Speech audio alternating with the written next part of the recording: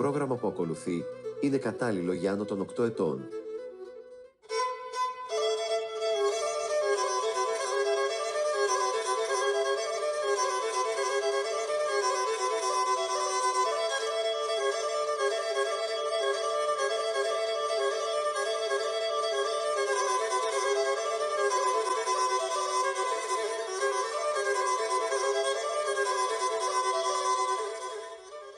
Φίλες και φίλοι, αγαπητοί τηλεθεατές, μία ακόμα μέρα και πάλι μαζί με ένα νέο επεισόδιο με την εκπομπή Κιβωτός Πολιτισμού. Αυτή είναι μία εκπομπή στην οποία συζητούμε με προέδρους και στελέχη διοικητικών συμβουλίων, ποντιακών συλλόγων και ευρύτερα πολιτιστικών φορέων της χώρας μας. Ελπίζουμε να έχουμε δυνατότητα να ανοίξουμε την ατζέντα της συζήτησης.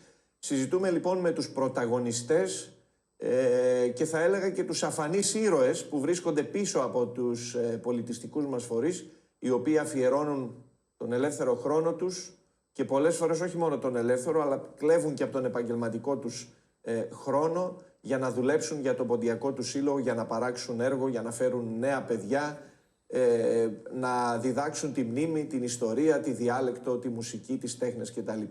Σήμερα έχω την ιδιαίτερη χαρά και την τιμή να συνομιλώ με έναν πρόεδρο ενός συλλόγου που βρίσκεται στο εξωτερικό, στη Γερμανία. Είναι ο Σύλλογος Ποντίων Reutlingen, ο Πόντος.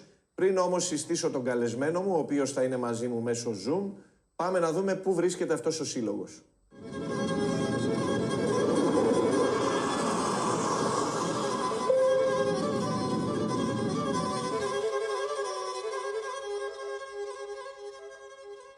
Έχω την χαρά να συνομιλώ σήμερα με τον κύριο Αλέκο Θεοδοσιάδη, ο οποίος είναι ο πρόεδρος του Συλλόγου Ποντίων Reutlingen, ο Πόντος. Ελπίζω να προφέρω σωστά την ονομασία της πόλης, κύριε Θεοδοσιάδη. Είναι Reutlingen, σωστά? Reutlingen, να είστε καλά, σας ευχαριστώ πολύ. Είναι χαρά μας να συνομιλούμε μαζί σας και να μαθαίνουμε τα νέα των Ελλήνων της Γερμανίας και τις δράσεις τους στον πολιτιστικό και όχι μόνο τομέα. Θα ήθελα λοιπόν να ξεκινήσουμε να μας πείτε μερικά πράγματα για την ιστορία του συλλόγου σας, πότε ιδρύθηκε, πώς ξεκίνησε, ποιοι την ίδρυσαν και πώς εξελίχθηκε ο σύλλογος. Καταρχήν να σας ευχαριστήσω από καρδιάς που μας δίνετε αυτό το βήμα, να συστήσουμε τον σύλλογό μας. Ο Σύλλογος Ποντίων, ο Πόντος Reutlingen, ιδρύθηκε το 1979 από την πρώτη γενιά ανθρώπων που ήρθαν στη Γερμανία με έναν ρομαντισμό να φτιάξουν έναν σύλλογο, τον οποίο η νοσταλγία τους βέβαια για την πατρίδα, για τις ποντιακές τους ρίζες, ήταν το κίνητρο να ιδρύσουμε αυτόν τον σύλλογο, τον οποίο σήμερα εμείς έχουμε την χαρά και την τιμή να τον διατηρούμε.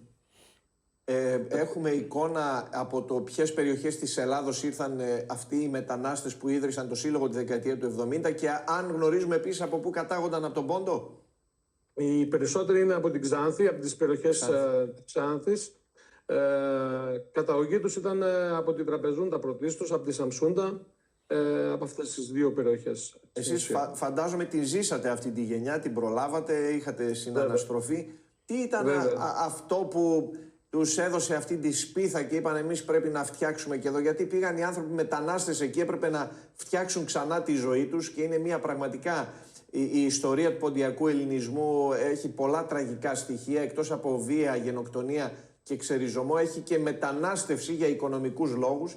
Δηλαδή οι άνθρωποι αυτοί μόλις πρόλαβαν ή δεν κατάφεραν εντελώς να στήσουν τη ζωή τους στην Ελλάδα, ήρθε ο Δεύτερος Παγκόσμιος Πόλεμος και μετά μετανάστευσαν σε μια άλλη ξένη χώρα, στην Γερμανία. Παρόλα αυτά κατάφεραν να ορθοποδήσουν. Τι ήταν αυτό, θεωρείτε, που τους κρατούσε ζωντανούς και τους έδινε αυτή τη φλόγα για να δημιουργήσουν έναν σύλλογο μέσα στα τόσα προβλήματα που έπρεπε να επιλύσουν εκεί την περίοδο της πρώτης μετανάστευσης? Ήταν πρωτίστως η νοσταλγία για την πατρίδα, για τις ποντιακές τους ρίζες. Ήταν κάτι το οποίο βέβαια για αυτούς ήταν πολύ πιο δύσκολο, γιατί δεν ξέραν ούτε τη γλώσσα. Ήταν άνθρωποι που δουλεύαν στις φάμπρικες της Γερμανίας. Πολύ πιο δύσκολο το επιχείρημα αυτό. Παρ' όλα αυτά το καταφέραν γιατί είχαν αγάπη για αυτό που κάνανε, αγάπη για το ποντιακό τους στοιχείο, για τις ρίζες τους. Εγώ έχω την τύχη βέβαια να είμαι, όχι μόνο να τους γνωρίζω, είναι και συγγενείς μου πολύ. Και έτσι και άνθρωποι δηλαδή που έχουν στηρίξει πάρα πολύ και την νεολαία. Εγώ είμαι αυτή τη στιγμή 53 χρονών, είμαι από τα 23 μου στη διοίκηση του Συλλόγου. Και είχα την τύχη να μάθω από αυτούς τους ανθρώπους αυτό που είχα μέσα τους. Αυτό το βίωμα δεν είναι πολύ πιο δύσκολο σήμερα να το βρεις. Παρά όλα αυτά, έχουν στήσει ένα σύλλογο το οποίο εμείς μετά από σχεδόν 50 χρόνια διατηρούμε σε ένα πολύ υψηλό βαθμό. Θα έρθουμε και θα μιλήσουμε και για τις δράσεις αυτές καθ' αυτές του συλλόγου. Θέλω να μου πείτε καταρχήν πώς περίπου, αν γνωρίζουμε, Έλληνες κατοίκους έχουμε στο Ρόιτλινγκεν, σε αυτή την περιοχή. Το Ρόιτλινγκεν έχει 118-120.000 κατοίκους σύνολο και είμαστε γύρω στις 3.000 Έλληνες. Και είναι όλοι έχουν καταγωγή από τον Πόντο ή έχουμε και από άλλες περιοχές? Όχι, ναι, οι περισσότεροι είναι Ευρύτες. Έχουμε ένα πολύ μεγάλο κοινό Ευρυτών. Έχουμε πάρα πολλούς από τη Δράμα, παιδιώτες. Και έχουμε και βέβαια και πολλούς Πόντιους. Μάλιστα. Πάμε λοιπόν τώρα του συλλόγου. Θέλω να μας πείτε ποια και πόσα τμήματα έχει ο σύλλογός σας και τι είδους δράσεις αναπτύσσετε σε αυτά τα τμήματα. Έχουμε 3 χορευτικά τμήματα, τα οποία είναι το μικρό το χορευτικό, είναι το χορευτικό παραστάσεων και έχουμε και τους τρανούς. Είναι η μεγαλύτερη γενιά τέλος πάντων που ασχολείται και αυτή με το ποντιακό χορό. Στα τμήματά μας έχουμε γύρω στα 150 παιδιά, χορευτές. Διατηρούμε ένα τμήμα εκμάθησης ποντιακής λύρας και ενταχλού. Αυτά είναι τα κύρια τμήματα που έχει ο σύλλογος μας, με τα οποία βέβαια έχουμε μεγαλώσει. Βλέπετε και τα παιδιά που χορεύουν. Είναι παιδιά που δεν είναι πόντιοι. Τι λέτε? Είναι πάρα πολύ λίγοι που είναι πόντιοι αμιγώς από ποντιακές οικογένειες. Είναι πάρα πολλά παιδιά που είναι Ευρύτες.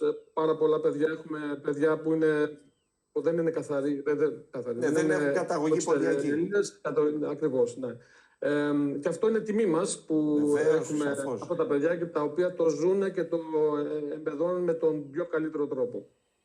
Εξαιρετικά ενδιαφέρον αυτό που μας λέτε, κύριε Θεοδοσιάδη, γιατί το βλέπουμε και σε αρκετούς συλλόγους εδώ στην Ελλάδα, σε διάφορες γειτονιές, στη Θεσσαλονίκη, στην Αθήνα, αλλά και σε άλλες πόλεις της χώρας, όπου παιδιά τα οποία δεν έχουν μνήμες ποντιακές, οι γονείς τους, οι πρόγονείς τους δεν κατάγονται από τον Πόντο, παρόλα αυτά επιλέγουν να πάνε σε ένα ποντιακό σύλλογο, να μάθουν να χορεύουν ελληνικούς χορούς, τους ελληνικούς χορούς του Πόντου και να δημιουργήσουν φιλίες και κοινωνικές σχέσεις. Εξαιρετικά ενδιαφέρον φαινόμενο. Και τα τελευταία χρόνια βλέπουμε και αρκετούς μετανάστες που ζουν στην Ελλάδα από ξένες χώρες, κυρίως από την Αλβανία, οι οποίοι και αυτοί στέλνουν τα παιδιά τους σε ποντιακούς συλλόγους. Τι είναι αυτό που πιστεύετε εσείς, η προσωπική σας εκτίμηση, που κάνει ελκυστικούς τους ποντιακούς συλλόγους και ιδιαίτερα το δικό σας σύλλογο εκεί στη Γερμανία, ώστε να έρχονται παιδιά που έχουν και που κατάγονται από διαφορετικά μέρη της Ελλάδος και να θέλουν να μάθουν ποντιακούς χορούς? Εγώ πιστεύω ότι ζούμε τώρα τα τελευταία χρόνια μια πολύ μεγάλη άνοδο της νεολαίας σε όλους τους ποντιακούς συλλόγους.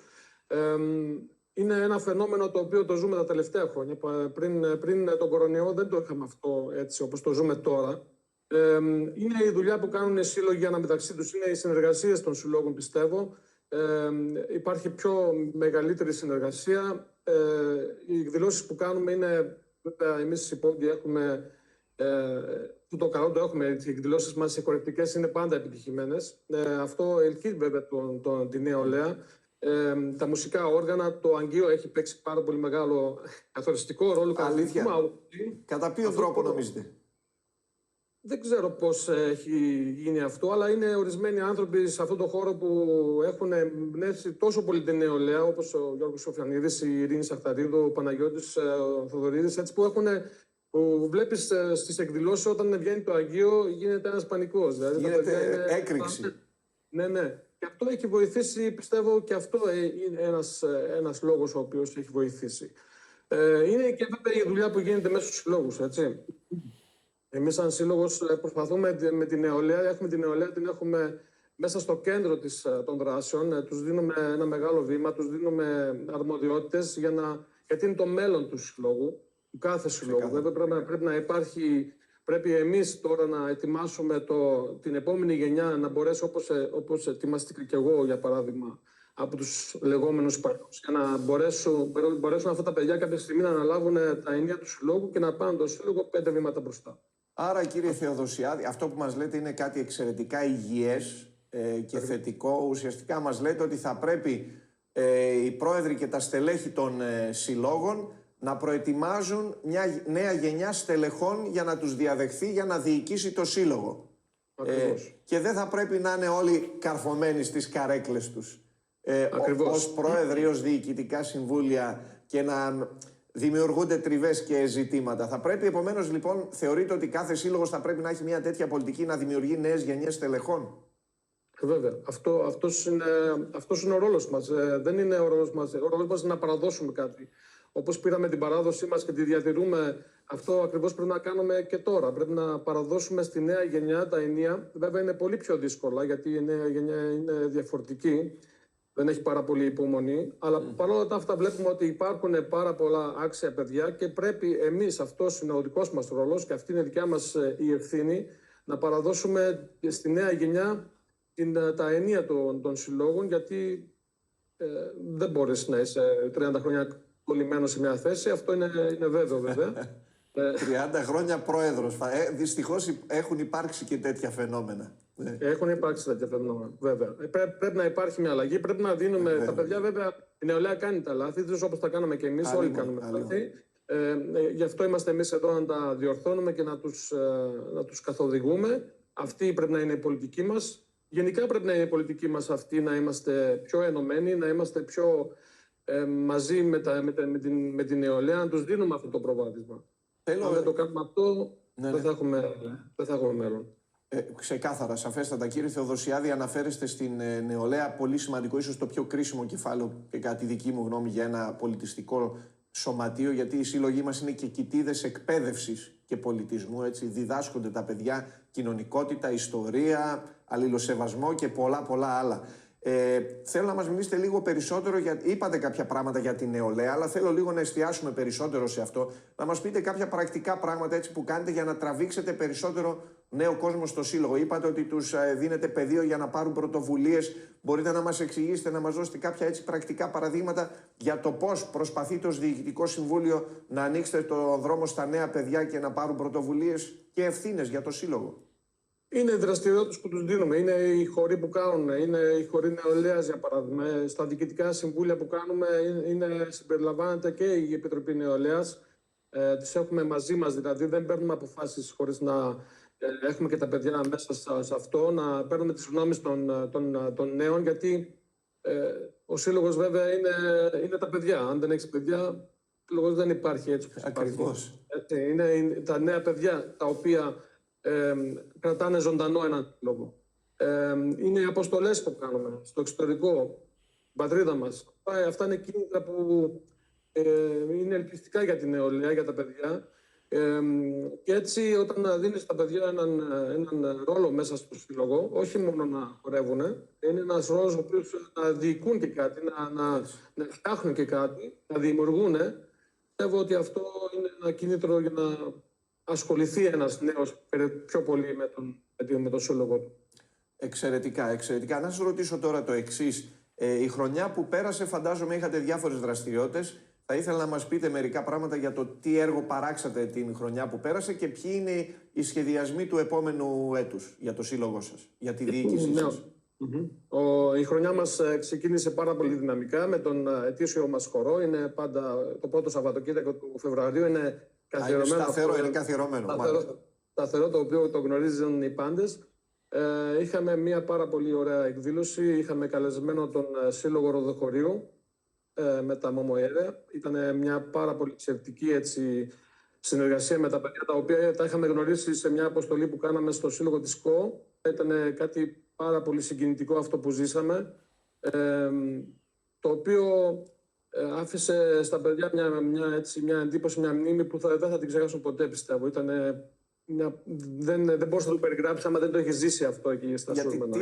Τι συνέβη εκεί στα Σούρμενα? Είναι μια εξαιρετική εκδήλωση της Ένωσης Ποντίων Σουρμένων με μεγάλη ιστορία, φοβερό σωματείο. Τι έζησαν τα παιδιά που πιστεύετε ότι θα τους μείνει αξέχαστο? Τι σας είπαν? Πώς μετέφεραν αυτή την εμπειρία τους? Πώς την περιέγραφαν? Καταρχήν ζήσαν αυτή την αδελφικότητα με τους άλλους συλλόγους. Ήταν κάτι πάρα πολύ σημαντικό, κάτι πάρα πολύ συγκινητικό αυτό που έγινε με τα άλλα τα ποντιακά σωματεία που ήταν εκεί. Και βέβαια η φιλοξενία του Συλλόγου Σουρμένων ήταν εξαιρετική. Και το πατάρι, τέλος πάντων, η παράσταση που έγινε μπροστά από τόσο πολύ κόσμο ήταν κάτι συγκινητικό, το ταφικό έθιμα. Κάτι το οποίο δεν το έχουμε ζήσει ποτέ. Κανένα παιδί δεν το έχει ζήσει. Ούτε εγώ το έχω ζήσει αυτό. Και ήταν πάρα πολύ συγκινητικό. Αυτή η εκπομπή των χορευτών με τα λάβαρα, με τις φορεσιές, είναι κάτι το οποίο, τι να πω, είναι συγκλονιστικό. Ήταν πολύ συγκινητικό. Μάλιστα. Άρα δημιουργήθηκαν και στενοί έτσι δεσμοί με τις νεολαίες των λοιπόν συλλόγων οι οποίοι συμμετείχαν. Και θα ήθελα να μας πείτε λοιπόν τώρα λίγο και για τα σχέδιά σας στο επόμενο διάστημα. Τι σχεδιάζετε, τι δράσεις σχεδιάζετε να αναπτύξετε. Καταρχήν με τα θέματα της γενοκτονίας ασχολείται ο Σύλλογος. Θα ήθελα να μας πείτε και γι' αυτό αν αναπτύσσετε κάποιες δράσεις και γενικά τι σχεδιάζετε να κάνετε το επόμενο διάστημα. Ναι, το θέμα της γενοκτονίας, βέβαια, το θέμα της γενοκτονίας είναι το κεντρικό σημείο κάθε συλλόγου. Πρέπει να είναι το κεντρικό σημείο κάθε συλλόγου. Είμαστε μέλος της Δωδεκάπολης. Εδώ η Βάδη Βιδιβέργεια έχουμε μια ομάδα, στο πω, των συλλόγων της Βάδη Βιδιβέργειας, των ποντιακών σωματείων, η οποία είναι η Δωδεκάπολης, με κεντρικό σημείο ο αγώνας για την διεθνή αναγνώριση γενοκτονίας. Αυτό είναι το σημαντικότερο για το σύλλογο μας, πέραν τις εκδηλώσεις. Οι εκδηλώσεις κάνουμε όλοι βέβαια, δεν είναι τίποτα το ιδιαίτερο. Αλλά ο αγώνας για την διεθνή αναγνώριση είναι κάτι το οποίο πρέπει να το πολεμήσουμε πιο εντατικά, πιο δυνατά, γιατί βλέπω ότι δεν είναι τόσο εντατικό όλο αυτό το που ζούμε. Ζούμε πράγματα τα οποία, ακούμε πράγματα τα οποία εμείς εδώ, τουλάχιστον της Δωδεκάπολης, δεν συμφωνούμε. Κάνουμε την πορεία μνήμης που γίνεται κάθε χρόνο, που μας έχει καθοδηγήσει ο μεγάλος πόντιος άνδρας ο Μιχάλης Χαραλαμπίδης, στο οποίο σε αυτά που έχουμε διδαχτεί από τον Μιχάλη Χαραλαμπίδη δεν έχω αλλάξει ούτε μια τελεία εμείς εδώ της Δωδεκάπολης και είναι βασικό αυτό. Αυτό είναι το επόμενο που προγραμματίζεται τώρα αυτή τη στιγμή για το σύλλογό μας. Είναι το μνημόσυνο που κάνουμε στην εκκλησία μας. Είναι μια εκδήλωση μνήμης, στην οποία θα έχουμε την τιμή να είστε εσείς, κύριε Μιχαηλίδη, κοντά μας, με τον Παναγιώτη Θοδωρίδη. Αυτά είναι τα πιο βασικά σημεία που έχουμε εμείς εδώ. Και ο μήνας Μάιος, βέβαια, για μας τους ποντίους εδώ της Βάδη Βιδιβέργειας είναι επένθυμος μήνας. Είναι μήνας ο οποίος επιλέξαμε να μην κάνει κανένα σύλλογος εκδηλώσεις πορευτικές. Είναι κάτι το οποίο προσπαθούμε να περάσουμε και στα άλλα σωματεία, γιατί θεωρούμε ότι είναι σημαντικό αυτό. Να τηρήσουμε τουλάχιστον αυτόν τον μήνα, να τον τηρήσουμε και να κάνουμε μόνο εκδηλώσεις μνήμης, για να μπορέσουμε να πετύχουμε κάποια στιγμή αυτό που όλοι επιθυμούμε. Ανταποκρίνονται οι άλλοι σύλλογοι που δεν είναι στο δικό σας, ας πούμε, δίκτυο, συνεργασία, τη σύμπραξη της Βάδης Βιτεμβέργης, ανταποκρίνονται σε αυτό το κάλεσμα που λέτε, παιδιά, το Μάιο όχι χωρί και πανηγύρια, εστιάζουμε στη γενοκτονία και στη μνήμη. Υπάρχει ανταπόκριση, πώς βλέπετε? Ναι, υπάρχει ανταπόκριση. Εντάξει, είναι βέβαια και λίγο δύσκολο όταν έχεις πάρα πολλά σωματεία και όλοι κάνουν από 2 εκδηλώσεις. Αλλά παρόλα τα αυτά και εμείς είμαστε πολλά σωματεία και κάνουμε όλοι από 2 εκδηλώσεις. Όταν υπάρχει ένας καλός συντονισμός και μια καλή συνεργασία, μπορούμε να το αποφύγουμε αυτό τον Μάιο, να κάνουμε εκδηλώσεις πορευτικές, για παράδειγμα. Κύριε Θεοδοσιάδη, επιτρέψτε να ρωτήσω το εξής. Η συνεργασία σας, πέρα από τα άλλα σωματεία, τα οποία είναι γνωστό ότι αυτή η σύμπραξη της Βάδης Βιτεμβέργειας είναι πάρα πολύ σημαντική, κομβική, θα έλεγα κεντρική, για τη Γερμανία, και γνωρίζουμε ότι η Γερμανία έχει ένα πολύ σημαντικό ρόλο ή θα έπρεπε να έχει στο θέμα της διεθνοποίησης αναγνώρισης της γενοκτονίας. Η Γερμανία είναι μια μεγάλη κεντρική χώρα στην Ευρωπαϊκή Ένωση και αν πετύχουμε αναγνώριση εκεί θα έχουμε πετύχει θα είναι μια εξαιρετική τεράστια εξέλιξη για τον ποντιακό ελληνισμό και γενικότερα για τον ελληνισμό. Θέλω να ρωτήσω, υπάρχει επαφή και συνεργασία με Γερμανούς πολιτικούς, με την τοπική αυτοδιοίκηση? Η τοπική αυτοδιοίκηση ή οι άλλοι κρατικοί φορείς βοηθούν το σύλλογό σας και γενικά τα ποντιακά σωματεία να αναπτύξουν τις δραστηριότητες τους? Γιατί το ρωτώ και αυτό γνωρίζοντας ότι η Γερμανία είναι και μια χώρα στην οποία ζουν και αρκετοί μετανάστες από την Τουρκία, οι οποίοι διακατέχονται και από ιδιαίτερα ακραίες και ανθελληνικές απόψεις, και αυτό είναι ένα σοβαρό πρόβλημα.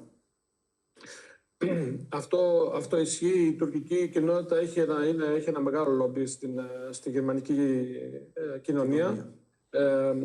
Αυτό ισχύει. Το πρόβλημα είναι ότι δεν έχουμε περάσει αυτό που πρέπει να περάσουμε. Δεν το έχουμε περάσει ακόμα στις γερμανικές κοινότητες. Βέβαια, γνωρίζουν οι Γερμανοί περισσότερο από ό,τι γνωρίζαν πριν 10 χρόνια. Αλλά παρόλα τα αυτά, δεν έχουμε περάσει αυτό που πρέπει να περάσουμε και αυτός είναι ο αγώνας που πρέπει να δώσουμε όλοι μαζί. Μας βοηθούν βέβαια οι τοπικές κοινωνίες. Τώρα στις εκδηλώσεις μας, στις φορεσιές μας, αυτά παίρνουμε κάποια κονδύλια, αλλά μην φανταστείτε κάτι τραγικό μεγάλο. Ναι. Που μας βοηθούν είναι οι χορηγοί των συλλόγων, αυτοί είναι που κρατάνε τους συλλόγους ψηλά και οι συνεργασίες και οι εκδηλώσεις που κάνουμε στους συλλόγους μας. Αλλά το θέμα της γενοκτονίας δεν το έχουμε περάσει όπως πρέπει να το περάσουμε, γιατί δεν υπάρχει ένα λόμπι, υπάρχει ένας φόβος των πολιτικών. Είναι δύσκολο αυτό το έργο, αλλά είναι βέβαια ένας μακρύς δρόμος. Αλλά πιστεύω ότι κάποια στιγμή θα δικαιωθούμε αν μείνουμε πιστοί σε αυτό που έχουμε διδαχθεί και δεν αλλοιώσουμε αυτό που έχουμε διδαχθεί. Κύριε Θεοδοσιάδη, θεωρείτε δηλαδή ότι υπάρχουν Γερμανοί πολιτικοί οι οποίοι διστάζουν να προωθήσουν το θέμα γιατί ενδεχομένως θα υπάρξει αντίδραση από την Τουρκία και από το λόμπι της στο εσωτερικό και μπορεί να χάσουν και ψήφους ενδεχομένως? Ναι, είμαι βέβαιος αυτό, ναι. Άρα εδώ η δημογραφία παίζει σημαντικό ρόλο σε αυτή τη δυναμική. Οι Τούρκοι, ξέρετε, πάρα πολλοί έχουν γερμανικά διαβατήρια και ψηφίζουν, έχουν ψήφο. Έτσι, έχουν το λόγο της ψήφου όταν έρθει η ώρα. Και αυτό βέβαια είναι ένα πρόβλημα. Γιατί εμείς δεν έχουμε καταφέρει να φτάσουμε εκεί που έχουν φτάσει αυτοί σε αυτό το σημείο. Παρά όλα αυτά, εγώ πιστεύω ότι αν πολεμήσουμε και μείνουμε πιστοί σε αυτό που κάνουμε όλα αυτά τα χρόνια, θα δικαιωθούμε κάποια στιγμή και θα το καταφέρουμε αυτό που όλοι επιθυμούμε. Κύριε Θεοδοσιάδη, ποιος πιστεύετε ότι γενικότερα εσείς ζείτε στη διασπορά, ας πούμε, Γερμανία, ελληνική ομογένεια, ποιος πιστεύετε ότι πρέπει να είναι και ο ευρύτερος ρόλος ενός πολιτιστικού σωματείου στο πλαίσιο μιας άλλης κοινωνίας, όπως η γερμανική, στο πλαίσιο της διασποράς? Τι ρόλο διαδραματίζεται ως φορέας, πέρα από το χορό και την ανάδειξη του ζητήματος γενοκτονίας και της μνήμης? Τι αποτύπωμα θεωρείτε ότι αφήνεται στην κοινωνία και την ελληνική και τη γερμανική ενδεχομένως? Τον πολιτισμό μας. Αυτό που έχουμε πάρει, από την παράδοση που έχουμε πάρει, η παράδοση μας είναι οι ρίζες μας, ο πολιτισμός μας. Αυτό πρέπει να αποδώσουμε, αυτό πρέπει να μάθουν οι Γερμανοί, γενικά η κοινωνία που ζούμε. Αυτός είναι ο ρόλος του λόγου, να δείχνει τον πολιτισμό του. Και να ρωτήσω το εξής όσον αφορά πάλι στα δικά μας, έτσι, για αυτό που ονομάζουμε οργανωμένος ποντιακός χώρος, με τους συλλόγους, με τις ομοσπονδίες. Ποιες πιστεύετε ότι πρέπει να είναι οι προτεραιότητες του οργανωμένου ποντιακού χώρου των πολιτιστικών σωματείων? Σε τι πρέπει να εστιάσει περισσότερο? Καταρχήν να ενωθούμε. Αυτό είναι το κυριότερο, να ενωθούμε. Γιατί δεν μας βοηθάει να είμαστε διχασμένοι, δεν μας βοηθάει να έχουμε δύο ομοσπονδίες, για παράδειγμα, στον ελλαδικό χώρο. Ένα μικρό παράδειγμα, αλλά το οποίο είναι πολύ σημαντικό. Αν δεν ενωθούμε και δεν μαζέψουμε τις δυνάμεις μας, πώς θα πάμε μπροστά? Δεν γίνεται. Αυτό πολεμήσαμε και εμείς εδώ στο κρατήδιο το δικό μας. Γι' αυτό είναι πάρα πολύ σημαντικό αυτό που γίνεται με την Δωδεκάπολης. Ξέρετε, η παλιά γενιά είχε άλλες σκέψεις, τα βλέπαν διαφορετικά. Εμείς τώρα οι νεότεροι, ας το πω, έχουμε καταφέρει αυτόν το ακριβώς να ενωθούμε και να είμαστε ενωμένοι σε αυτό που κάνουμε και να στηριζόμαστε. Αν δεν το κάνουμε αυτό και δεν το καταφέρουμε αυτό, δεν βλέπω να πήγαιναμε μπροστά. Μάλιστα. Αυτό είναι ένα κεντρικό θέμα που θα έχουμε την ευκαιρία να το συζητάμε. Έχουμε 2 λεπτάκια περίπου στην διάθεσή μας. Θέλω να σας ρωτήσω έτσι για εσάς, τι σημαίνει αυτό που λέμε παράδοση? Γιατί λέμε διατηρούμε την παράδοση, τη μεταδίδουμε στις νέες γενιές. Τι είναι για σας η παράδοση και η ποντιακή ταυτότητα εν προκειμένου? Είναι οι ρίζες μου. Είναι οι ρίζες μου από εκεί που κατάγομαι. Κατάγομαι από την Ήμερα του Πόντου, ένα χωριό στην περιοχή της Αργυρούπολης. Είναι αυτό που έχω ζήσει στο σπίτι μου. Έχουμε από ένα αμιγώς ποντιακό σπίτι, με τη λύρα στο σπίτι, με τα ακούσματα. Είναι αυτό βέβαια που έχω στην ψυχή μου, που καβαλάω στην καρδιά μου. Γι' αυτό μπορώ βέβαια και ασχολούμαι και τόσα χρόνια με έναν σύλλογο. Είμαι και χοροδάσκαλος του συλλόγου. Ασχολούμαι με τα παιδιά και αυτό είναι η παράδοση για μένα. Είναι οι ρίζες μου, αυτό που καβαλάω μέσα μου. Και πώς βλέπετε το μέλλον του συλλόγου σας, να ρωτήσω, τι θα θέλατε να δείτε να κάνει ο σύλλογος και επίσης Αν σχεδιάζετε, αν έχετε πάει ποτέ στον Πόντο κάποια εκδρομή ή αν σχεδιάζετε να το πράξετε αυτό, ούτως ώστε να δουν και τα παιδιά τι είναι αυτό που λέμε Πόντος ως γεωγραφία και ως τόπος, ό,τι έχει απομείνει τέλος πάντων. Το μέλλον το βλέπω πολύ λαμπρό, γιατί έχουμε μια εξαιρετική νεολαία, έχουμε πάρα πολλά παιδιά. Δεν το φοβάμαι το μέλλον. Και βέβαια είναι ακριβώς αυτό που είπατε, είναι να πάμε τα παιδιά μας εκεί στην καταγωγή των προγόνων μας, στον Πόντο. Δεν έχουμε πάει ακόμα. Είναι κάτι το οποίο το σχεδιάζουμε. Με τη βοήθεια του Θεού θα τα καταφέρουμε και αυτά. Εύχομαι το συντομότερο δυνατό. Και τελευταία ερώτηση δευτερολέπτων για να κλείσουμε. Θέλω να μου πείτε ποιο είναι το αγαπημένο σας ποντιακό τραγούδι ή ένα τραγούδι το οποίο τέλος πάντων έχει ιδιαίτερη θέση στην καρδιά σας και για ποιο λόγο.